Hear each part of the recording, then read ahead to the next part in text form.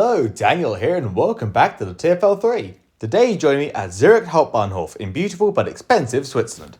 And in this video, we will be travelling to Milano Centrale via the beautiful Swiss town of Lugano.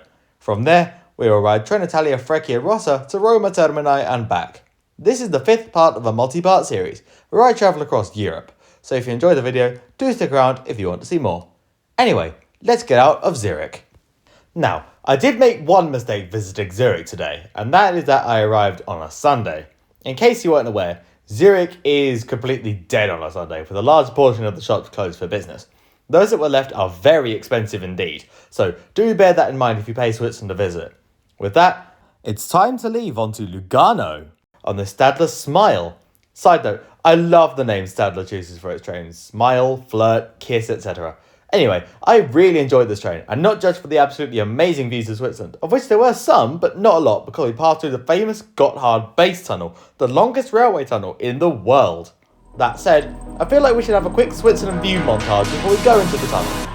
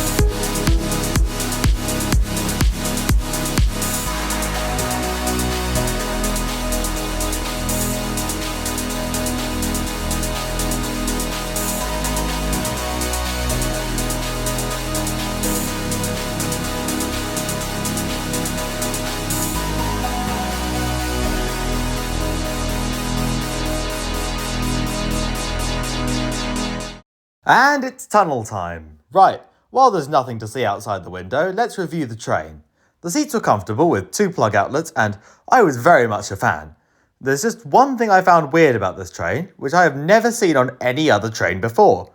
They have urinals! What?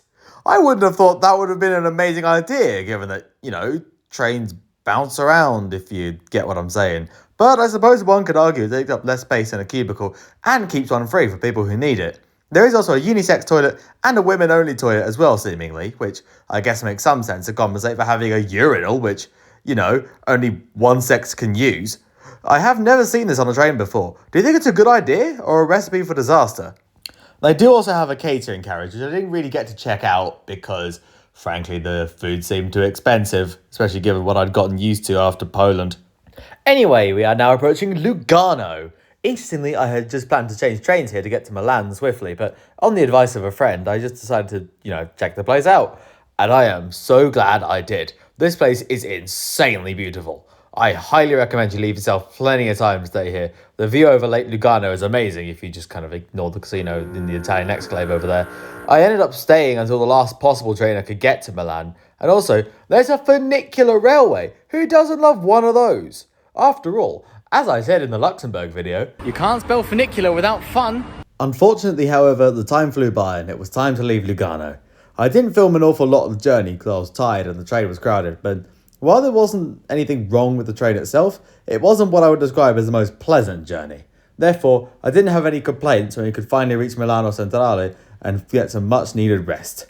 The station is absolutely massive, to the point when I would say needlessly so, and incredibly grand and impressive, almost certainly the most I've ever seen. However, in terms of how usable it is an absolute nightmare. Never leave it too late to catch the train, because you will be moving through it at a snail's pace. I wouldn't even say 10 minutes is enough. So, yeah, get there early. Milan is a nice city to visit, but there's not a lot to do unless you like high-end fashion or that one massive cathedral. Eventually, I wish to go that much further into Italy. So it's time to take the Trenitalia Frecciarossa 1000 to Rome to ride some high-speed rail. Now, frustratingly, I forgot to get very much footage of these trains to and from Rome. I thought I had more video than I actually did, so oops. Sorry. However, I did get the chance to show that the seats are very comfortable, and interestingly, they actually have 2 armrests in the middle, so no more arguing about who gets to claim it. To be honest, I think I just spent too long actually just enjoying the view. Admittedly, there are a few tunnels, which obviously I didn't film, but I missed a lot of the best parts when I was just not paying attention. But I did film at least some of it, so that's nice. As a side note, upon arriving into Rome, I found out that the Rome Metro absolutely sucks.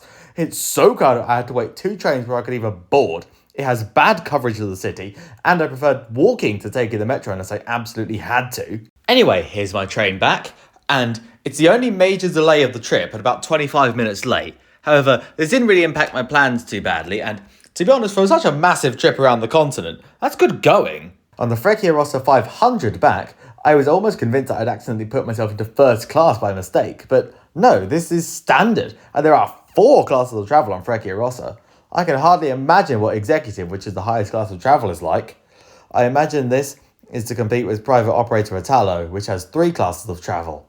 Unfortunately, Interrail passes aren't valid on Italo, so I couldn't travel on both to compare.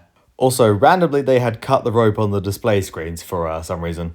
And with that, we conclude part 5 of my Interrail series. I hope you enjoyed this video. If you'd like to see more, then 4 parts will already be available, the last being about the OBB Nightjet sleeper train. However, if you're feeling impatient for more of Europe, including the next and final episode where I travel from Milan to Lyon, Paris and Lille by TGV, then it's already available for our generous patrons and YouTube members. See you again soon!